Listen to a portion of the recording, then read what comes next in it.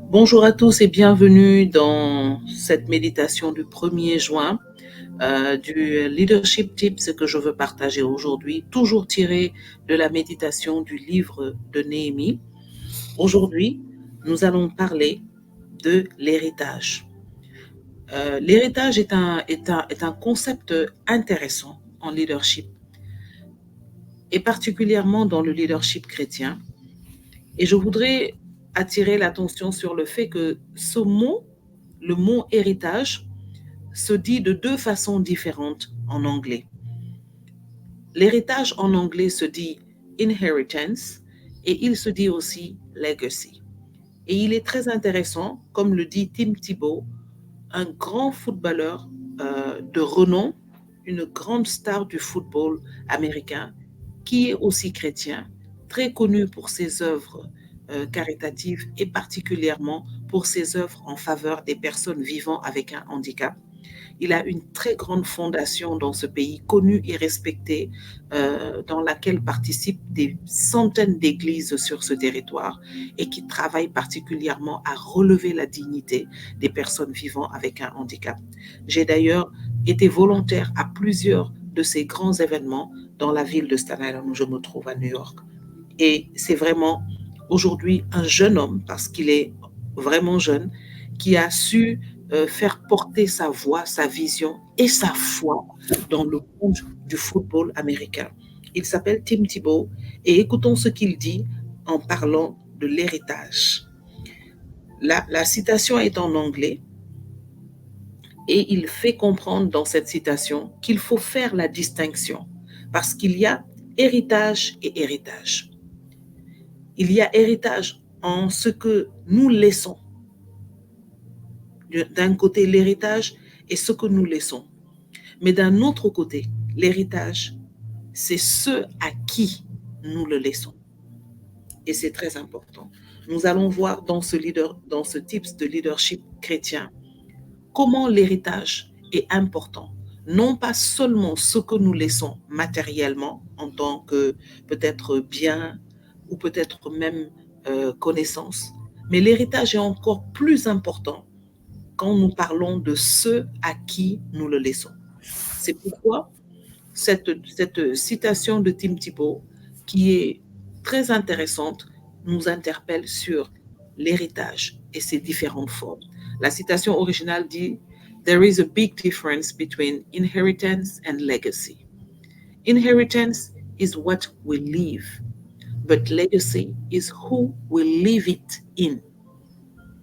Donc, il y a héritage et héritage. Il y a ce que nous laissons et il y a ceux à qui nous le laissons. Nous allons voir dans la méditation du chapitre 7 et 8 de Néhémie que Néhémie a fini sa mission. Il est sur le point de repartir, occuper son poste et retourner dans la ville où il vit. Alors, très souvent, certaines personnes pensent que lorsque nous parlons d'héritage, c'est parce que nous parlons forcément de l'après-mort ou lorsque la personne est morte et ce qu'elle laisse derrière. L'héritage n'est pas seulement vu dans ce sens, parce que un leader d'une entreprise est quelqu'un, par exemple, qui laisse un héritage. Et cet héritage qu'il laisse, il doit, ce n'est pas forcément parce qu'il meurt. Il peut, par exemple, être ramené à sa fonction dans un autre pays, il peut être affecté. Donc, l'héritage doit être bien compris. Et ici, nous voyons que Néhémie n'est pas mort, mais il a fini sa tâche dans Jérusalem. Il a fini sa mission et il doit retourner dans sa ville, là où il vit et là où il sert. Et donc, il va laisser un héritage, c'est-à-dire ce pourquoi il s'est déplacé, ce qu'il a travaillé, la mission qu'il a accomplie dans ce pays. Il va veiller à ce que cette mission se pérennise. Il va veiller à ce que ces acquis se pérennisent. Et c'est ça l'héritage, ce que nous laissons derrière nous. Pas forcément parce que la personne meurt, mais parce que la personne peut changer. Elle peut même, Dieu peut l'appeler à d'autres fonctions ailleurs. Dieu peut l'appeler à changer complètement de carrière. Dieu peut l'appeler à aller dans un autre pays. Il est important de savoir ce que nous laissons derrière, à qui nous le laissons, l'héritage. Un leader est donc une personne qui doit penser à l'héritage. Et pour pouvoir penser à l'héritage, il faut être un homme de vision. Parce que la vision est la capacité de voir au-delà de notre réalité. La vision est la capacité de travailler non pas pour le temps présent uniquement, mais pour étendre les acquis du présent dans le futur d'une manière pérenne, d'une manière continue, d'une manière constante. C'est une qualité du leader. Un leader doit penser à l'avenir. C'est quelqu'un qui doit poser des bases de continuité pour le futur. Et on va voir que Néhémie ici, ayant fini sa mission, va maintenant être prêt à retourner dans sa ville, mais il va établir des leaders après lui, des leaders qu'il a eu le temps d'observer, qu'il a eu le temps d'apprécier, des leaders qu'il a formés, des leaders qui ont marché avec lui et qui comprennent sa vision, qui adhèrent à sa vision, qui ont le même système de valeurs que lui et qui seront capables de pérenniser les acquis. Dans le chapitre 7, au premier verset, on dit, lorsque j'eus achevé et que j'eus posé lorsque la muraille fut achevée et que j'eus posé les portes, j'établis dans leurs fonctions les portiers et les musiciens, les lévites. Et je confiai le commandement de Jérusalem à mon frère Anani, ainsi qu'à Anania, le gouverneur de la forteresse. Car c'était un homme de confiance qui, plus que beaucoup d'autres, révérait Dieu. Et je leur donnai des consignes. Il a choisi des leaders qui adhèrent à sa vision, qui comprennent sa vision et qui étaient capables de pérenniser les acquis de cette vision dans le futur. Donc, c'est très important. Et c'est ce qui nous montre qu'un leader doit être capable de créer d'autres leaders qui vont pérenniser le travail dans l'organisation, dans la communauté après lui. John Maxwell dira que les bons leaders créent beaucoup de followers, mais les grands leaders créent d'autres leaders. Je répète, les bons leaders vont créer des followers, des personnes qui vont les suivre, mais les grands leaders vont inspirer à un tel point qu'ils vont créer d'autres leaders qui seront capables de démarrer des choses par eux-mêmes, qui seront capables eux-mêmes d'influencer d'autres personnes et de les rallier à la vision. C'est ce qu'on appelle l'héritage du leadership. Donc, un leader doit savoir préparer des leaders pour la relève, pour que le travail soit pérennisé, pour que la vision soit pérennisée dans l'entreprise et que la transformation soit continue. Mais un leader ne doit pas travailler juste pour son temps, pour le temps où il est là. Et malheureusement, c'est ce que nous voyons aujourd'hui, même dans certains gouvernements. Nous avons des hommes qui ne travaillent que pour leur temps présent, qui veulent que pendant leur mandat, que tout soit bien. Ils ne préparent rien pour l'après eux. Ils ne sèment pas en les personnes qui sont autour d'eux de la valeur qui va pérenniser les actions dans le temps. Et cela, c'est bien dommage. Dans le chapitre 8 aussi, nous allons voir un aspect très important qui toujours rentre dans l'aspect de l'héritage. C'est la capacité de pouvoir regarder tout ce qu'on a accompli, de voir quand on a fini une mission ou quand on a atteint un objectif, de savoir poser des actes solennels, de marquer le temps. Tout ça, ce sont des choses importantes dans l'héritage parce que ce sont des choses qui marquent les générations, qui marquent les mémoires et qui encouragent les gens parce que ça crée des souvenirs.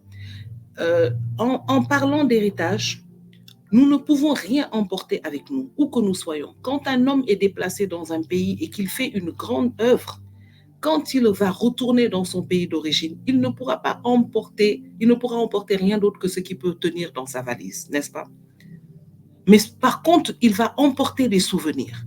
Les souvenirs sont les plus grandes et les plus belles choses que nous allons emporter avec nous, où que nous allions, jusque dans la maison du Seigneur. Les souvenirs sont ce que nous laissons aux autres. Il est bien connu qu'il y a un adage qui dit que le meilleur héritage que l'on laisse à nos enfants, ce ne sont pas les choses matérielles qu'on leur a données, quelle que soit la valeur de ces choses, c'est ce que nous avons semé dans leur cœur et dans leur mémoire.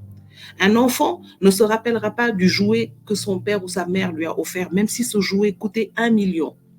Mais il se souviendra toujours de l'émotion, de ce qu'il a ressenti lorsqu'il va revoir une photo ou lorsqu'il va penser à quelque chose, parce qu'il y a eu un souvenir, une mémoire positive qui a été semée en lui. D'accord? C'est ça l'héritage, en fait. Et pour cela, pour marquer cet héritage, un leader doit savoir poser des actes solennels pour couronner les moments solennels, pour couronner les fins de mission, pour couronner les buts qui ont été atteints. Il y a des leaders qui ne s'arrêtent jamais. Ils ne s'arrêtent jamais. Ils sont à la poursuite d'un but après l'autre. Et lorsqu'ils atteignent un but, lorsqu'ils ont atteint un objectif, ils ne s'arrêtent pas pour célébrer. Ils essayent parfois peut-être de montrer que, oh non, ils sont des gens tournés vers la performance, mais non. Un leader doit savoir s'arrêter. Lorsqu'il a atteint son objectif, il doit poser des actes solennels et célébrer. Il est célébré. C'est très important. Ça fait partie du leadership, ça fait partie de l'héritage qu'il laisse, des mémoires positives qu'il sème dans le cœur des prochains leaders et des personnes sur qui s'étend son influence. Et c'est ce qui va faire qu'il peut être même à une autre fonction, mais ce qu'il a établi va continuer à porter du fruit dans la vie de l'organisation ou de la communauté sur laquelle il était établi. Savoir poser des actes solennels. Il y a une chose que j'aime particulièrement dans ce pays, c'est la façon dont les gens décorent leur maison, leur jardin, la devanture de leur porte. Même s'ils n'ont qu'un appartement dans un immeuble, ils vont avoir des décorations pour chaque événement, chaque saison qu'ils vont mettre sur leur porte. Quand vous marchez dans une ville aux États-Unis, vous saurez, même si vous êtes par exemple, vous perdez même la mémoire et que vous ne savez pas on est quel mois, quel jour, vous saurez en regardant les portes des maisons, parce qu'ils célèbrent chaque événement. Par exemple, nous allons entrer au mois de juillet, au mois de juin, et déjà, vous allez voir que toutes les portes seront décorées pour célébrer la venue de l'été, d'une nouvelle saison. Quand on va rentrer en juillet, la décoration va changer et vous allez voir toutes les portes avec l'insigne d'un drapeau américain pour marquer la fête nationale du pays. Quand on va entrer, par exemple, au mois de décembre ou bien au mois de mai, par exemple, il y avait partout sur les maisons des insignes du drapeau avec des insignes de l'armée parce que c'est le mois où on célèbre le Memorial Day, qu'on célèbre les victoires, les hommes qui ont défendu le pays au travers de l'armée. Vous allez voir, par exemple, qu'au mois de novembre, vous allez voir toutes les maisons vont être décorées avec les couleurs de l'automne pour montrer que c'est la période des moissons. Il est important de marquer les mémoires. Un leader doit savoir le faire, poser des actes solennels. Il doit aussi savoir qu'il faut célébrer parce que lorsqu'on célèbre une victoire, ça encourage pour aller vers une autre victoire. Ça permet de poser des actes de mémoire, ça permet de construire des mémoires pour la génération à venir. Et je vais terminer en disant qu'un leader pose des actes solennels, des actes inspirés par Dieu, justement parce qu'il a une intimité avec le Seigneur et il a la capacité de savoir ce qu'il doit faire qui va être bon pour les personnes sur qui s'étend son influence. Encore une fois, l'intimité avec Dieu nous permet de pouvoir réaliser ces choses. Et je vais terminer par cette citation de Simon Sinek, un grand leader aussi de sa génération. Il dit que l'héritage d'un leader est aussi solide que la base qu'il laisse derrière lui et qui permet aux autres de continuer à faire progresser l'organisation en son nom.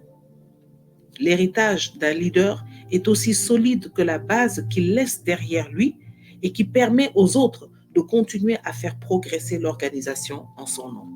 Alors, si tu veux être un grand leader, il faut toujours penser aux personnes qui vont venir après toi, ce qu'elles vont trouver et comment le travail que tu as déjà accompli permettra au système de valeurs, aux acquis, aux biens qui ont été créés, qui ont été générés, d'être perpétués. Un leader qui, lorsqu'il quitte, le travail s'effondre, n'est pas un leader. Ça veut dire qu'il a investi dans le travail, dans le matériel, mais il n'a pas investi dans les personnes qui doivent continuer ce travail. Quelle que soit la grandeur, la beauté du travail qu'un leader peut faire, s'il n'instille pas des valeurs, s'il ne crée pas d'autres leaders avec le même système de valeurs capables de perpétrer le travail, alors il a failli à une grande loi du leadership qui est de bâtir l'héritage. J'espère que cette capsule t'inspirera à penser à l'avenir. Et si elle t'a fait du bien, je t'invite à la partager, à t'abonner aussi à ma chaîne pour pouvoir continuer de recevoir le contenu qui sera créé chaque jour durant cette campagne de feu. Que le Seigneur vous bénisse. Passez une excellente journée, très bon mois de juin et à demain.